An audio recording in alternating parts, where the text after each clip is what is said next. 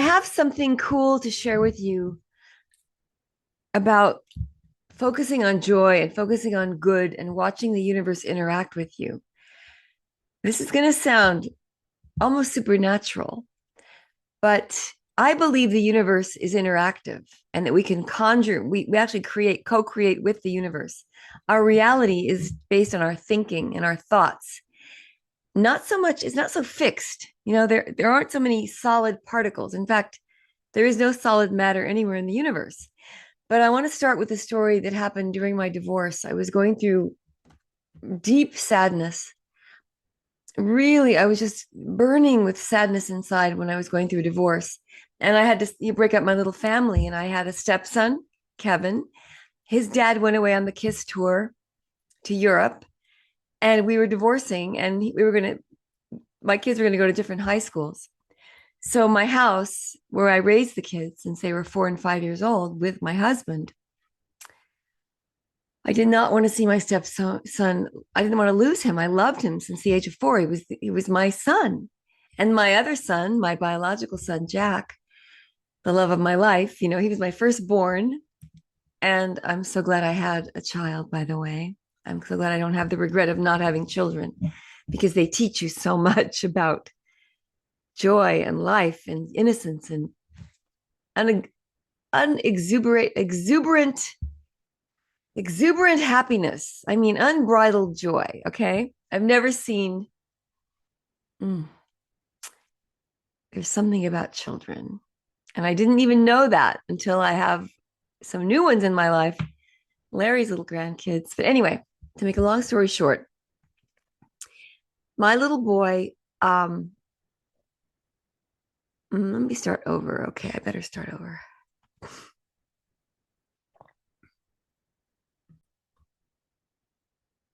Hi, this is Lydia Cornell, and I hope you had a wonderful Thanksgiving weekend. Oh, it's still the weekend right now. Black Friday, and you had lots of turkey or vegan turkey tofu. Tofurkey. Yeah, that's we had that once. Delicious. Anyway, I want to tell you a story that changed my life, and it happened during my divorce. I was grieving the end of my marriage. I had two little boys I'd raised since the age of 4 and 5, my son and my stepson. And I remember just the burning heartache of a marriage not working out and having to separate the kids when they entered high school. And I went out on the front lawn and I was really deeply sad inside. I could feel this kind of like a sword in my heart. And I couldn't stop crying. And I went out and sat underneath a fig tree. First of all, I looked up and saw this tree and I went, fig tree? I never even knew we had a fig tree. That's how unconscious I was in the marriage. I was always, putting on birthday parties and jumping parties and Pokemon parties and using the front yard for all sorts of play dates and playthings and Halloween decorations. But I never really looked up and saw this tree. And it had no fruit on it. It was just big fig leaves, like in the Adam and Eve allegory. And I remember looking up at that tree and going, wow, no fruit on this tree? How many years have we lived here? 10 years. So at this point, I'm really sad because my stepson is moving away to a different city. He'll go to a different high school. Jack was away with his father that summer, a couple of weeks in New York. And I was alone in the big haunted house. I call it the haunted mansion. It wasn't that big, but it was a corner house, old Tudor house. And I was alone and I couldn't stay inside. The walls were weeping. It was like a grieving house. And, I wanted to keep the marriage together, even though it wasn't working out. I wanted to keep it together just to prove I could do it. So I'm all alone and I go out and I start just crying under this fig tree. And I prayed. Prayer is the invisible transfer of love to another or to yourself or to the universe. And I truly believe God is love, is beauty, is truth, is wisdom, is serenity, is life, is structure, is principle, is all the great goodness. You can call God great universal spirit, Gus, or whatever your concept of God is. There is something in the universe that's so beautiful. It's intangible, but it appears in all the things we love. To me, that's what God is. Love, the love in other people. When someone is cruel and they suddenly become kind, I find that a mechanism of the great force of goodness, the force of love. And it really exists. And I've had incontrovertible, tangible miracles. I don't use the word miracle lightly, and I don't think it's a juxtaposition of nature, by the way. I think a miracle is actually natural law, supremely natural, not supernatural. It's the law of the universe. And it just feels like a miracle because we're so used to focusing on the negative that we're not used to these beautiful things happening, but they're natural when you're in the flow and you let go of worry and fear and you trust. But that's another story. Let me get on to my story. So I'm grieving the end of my marriage and I'm feeling just broken inside. And I look up and say to this beautiful spiritual power, wherever it is, because I know it's rescued me before. At this point, I'm pretty sober, 7 years sober at this point, 10 years sober, more than that. And I say, oh, show me the beauty, show me your love. If there is a God, show me. And at that moment, a giant swallowtail butterfly, tiger striped swallowtail butterfly, starts circling my head. And I went, that's so beautiful. It was like it broke me out of my inner anger, my dark side. It was like an external plastic surgery.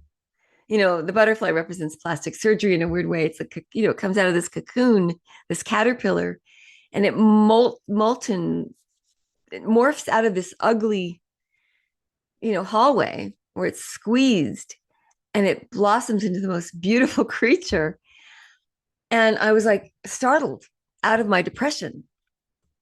And I remember that was the day I started chasing butterflies. It sounds corny, but I needed something external to zap me out of this. I couldn't do it myself inside. It's an inside job. Everything's an inside job. The kingdom is within you, and you have to learn to rescue yourself in a weird way, but that higher power is within you, and we're all part of it.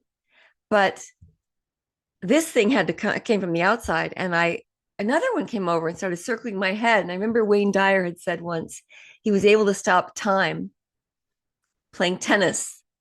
There's a great story by Wayne Dyer, the great thinker, the great philosopher, a doctor. And he said that a butterfly landed on his finger once, and he was able to stop time and really focus on the beauty around him, and it changed everything. So this day, I have these butterflies around me, and they're kind of getting me out of my bad mood, and I start feeling kind of, there's a magic going on around me in nature. And I went, wow, look up a little. Stop looking at your navel. Stop analyzing your life too much. Stop being depressed. And it's not easy to jump out of a really bad heartache, but this really got me out of myself. And then I thought, gosh, I'd love to see a monarch butterfly. I'd never seen a monarch up close in person ever in my whole life. And I started researching monarchs that night. And then I got a phone call the next morning to go to a autism event to help autistic children in Del Mar. And the gift was a gift to the San Diego Zoo as a present to me the next day, because Del Mar is near San Diego. And I'm on my divorce trip. I drive down to Del Mar. It's a beautiful journey. I get there. I help these kids with all my friends, meaning we just gave them pep talks and did art projects with them and hung out with their parents and baked brownies and goodies and cookies and just had fun. And then I took my trip to the San Diego Zoo as my gift. And I stayed in the present moment all day. It was like a catharsis. I was letting go of my marriage, weeping the end of my marriage, but I was so startled by the beauty, and I started laughing hysterically. An orangutan in the orangutan cage, which is actually not a cage, but it's a part of the zoo. Two orangutans start making love, and it was really kind of graphic. And these mothers were there with their kids, and they started hiding the kids' eyes. Don't look, don't look. It's like pornography. It's orangutan pornography. And I was laughing, and I was like secretly giggling and filming it. And I was so delighted. It was hilarious. And then they started like watching me. And then I went to the gorilla area, and a big, beautiful gorilla turned around and stuck her tongue out at me. And it was hilarious. And she does this often. I have to find her name. She's famous, or she was famous back then. And I was like, oh, this is the cutest thing I've ever seen. I mean, this is hilarious. It's like a comedy show. Then I go over to the elephant and giraffes, the animal park, Safari Wild Animal Park. And I wandered over to a place to put down my phone, and maybe there was some French fries at a little place to buy curly fries. And over on the side, everyone's looking at this creature. And I went, what is it? It was a peacock, a bunch of peacocks, but they were out in the live area. They were like near you, they weren't in a cage. And I was awestruck. I've always loved peacocks, they're so beautiful. And this peacock opened his entire feathers for me. It felt like just for me, but there was a toddler next to me oohing and awing over the peacock, and I was oohing and awing over the peacock. And all the parents were walking around jaded, looking at their watches. No one noticed it but the toddler and myself. And I was thinking, I feel like a child today. I got my innocence back. A childlike spirit came back. I'm in love with the universe. If only I could see a monarch butterfly, that was my one wish. And I was so in love with this day. This peacock turned around and modeled his rear end, showed off. He had his feet in fifth position like a ballet dancer. It was like a model on the runway. I was so giggling inside like a child. I was so happy. And I remember driving home that evening. It was still a little bit of daylight out. I get home, it was still twilight. The sun was setting. I go to my front door. I'm full of this happiness. And what is waiting for me at my front door? A monarch butterfly sitting on a white rose. No kidding. And it dawned on me at that moment, the universe is interactive. It wants to show off for us. It wants to play with us. It wants to give us our dreams. But we're never present enough to stay in the present moment to enjoy and appreciate everything going on. We're always having one foot in the future with worry and one foot in the past with regret. If you have one foot in the future and one foot in the past, you're pissing on today. You're never here now to see the beautiful things all around. They're there for the taking, and it wants to give us everything. It's a benevolent universe. And I was so, oh my God, I discovered this. And did I follow that instruction the next day? No, I fell back to my human side, but it did help me get through the next few years of the divorce and the, you know, child visitation and trying to teach my son that you love even those that you didn't get along with. You still love them. You want the best for them. You include people in your life. You don't badmouth anyone. You don't criticize. You don't nag. You don't harp on difficulties. And I really began to really teach my son, I think, the values of life. And I stayed in touch with my other son, and I sent love to him every day. I didn't get to see him very much because he was busy. Life gets busy. But I felt like I'd been transformed in that spiritual plastic surgery. And then, I read an article today that was so beautiful by a woman named Patricia Taylor. And the same thing happened to her. She'd heard from this great naturalist, John Burroughs. She was wondering why she never saw any birds in her garden. And she was a birdist. A birder? Anyway, love birds. And she lived in Baltimore area for over 20 years and had never seen a Baltimore oriole. And there's this beautiful orange crested bird with black and orange colors and gorgeous, vibrant bird. She'd never seen one. And then she remembered the saying by the great John Burroughs, the naturalist. He said, if you want to see birds in your garden, first you must have birds in your heart. And she began to think, what does that mean? What do birds represent in the spiritual realm? Oh, soaring aspirations, freedom, happiness, joy, color, beauty, beyond the corporeal world, beyond the mortal world. Birds represent soaring, flight, beauty, freedom. And she started meditating on these concepts and thinking of herself as a free bird, as a beautiful creature, divinely guided, meant to soar, that her dreams were meant to soar, take wing. And literally 3 days after praying this way, she called it prayer, but I call it, dwelling on the good, same thing. She went to the library, and at the entrance to the library was a Baltimore oriole, as if it was posing for her, waiting there, just like my butterfly. So as corny as this may sound, I really believe we have it all wrong. We are focused on the wrong things.